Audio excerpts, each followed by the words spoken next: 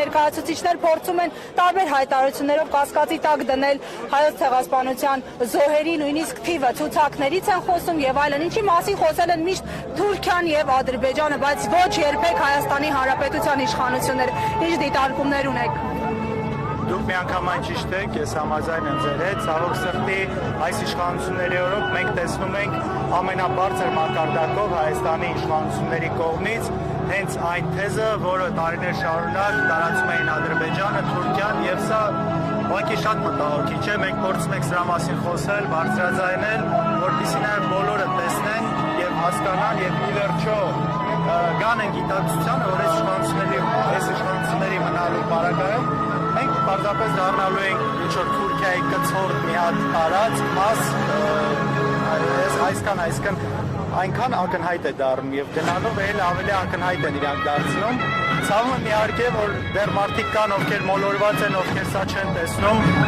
Այնպես, մենք էլ մեր գործ ենք համարում, այս ամեն ինչի մասին խոսելը բարձրաձայնել։ Պարոն Քոչարյան, այս հայտարարությունների համատեքստում Թուրքիայից փորձում է առաջ մղվել պատմաբանների հանձնաժողովի այն հայտնի տխրահռչակ թեզը, որը դարձյալ կասկածի տակ է դնում այն ողբերգությունը, որին առնչվել է հայ ժողովուրդը եւ որը մերժել են մեր բոլոր նախագահները Լևոն Տեր-Պետրոսյանը, Ռոբերտ Քոչարյանը, Սերժ Սարգսյանը։ Ինչ է կարծում, արդյոք այս զիջումների համատեքստում պետք է նաեւ ընդգրկումը լինի այս հոգուտ այս հանձնաժողովների ստեղծման, մինչեւ ուր են գնալու։ Մինչև քանի դեռ լինի այս իշխանությունը, շարունակվելու է այս գիծը, թուրքական գիծը, իսկ սրա վերջնական նպատակը, վերջնական հանգրվանը